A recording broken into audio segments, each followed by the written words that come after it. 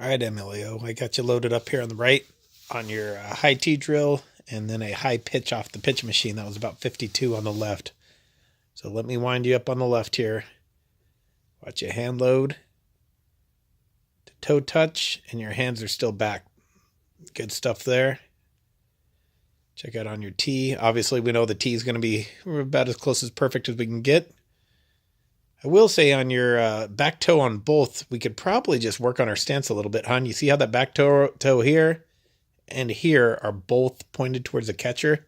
I mean, that's going to be hard to get that foot up and around, and you said you were trying to work on that. So, yeah, that's just a simple stance correction. So everything looks good. I will see on your T, you see how that front shoulder is more down and in?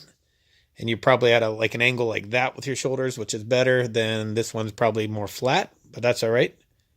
Something to think about. And then watch as we go live pitching. We'll move it to contact. It looks like as you start dropping your back elbow, your front elbow comes. And we're right at contact, right about there. Right out in front, I don't know, 4, 5, 6, 8 inches out in front of your foot. Your timing's good. Let's check your high T. At contact.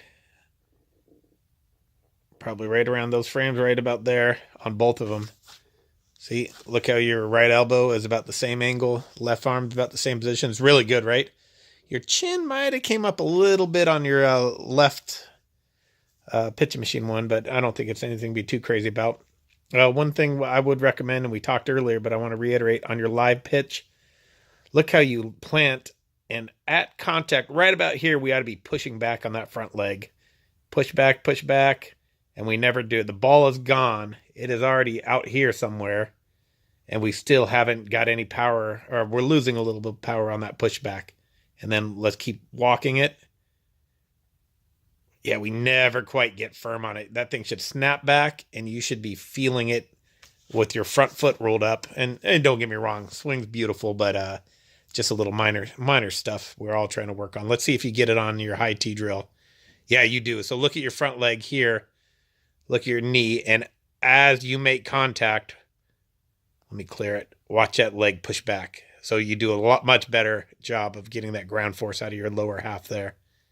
But hey, overall, it's pretty sweet, right? We did this a couple years ago, and me and McCutch were about done with that pitching machine because every time we'd look at our swings off 50, 52 on the pitching machine, it was a disaster, and we were just getting worse. So I picked this one because all I had is a high T for you off the tee, and then this one on the left is a bit of a high pitch where I felt was about the same launch angle.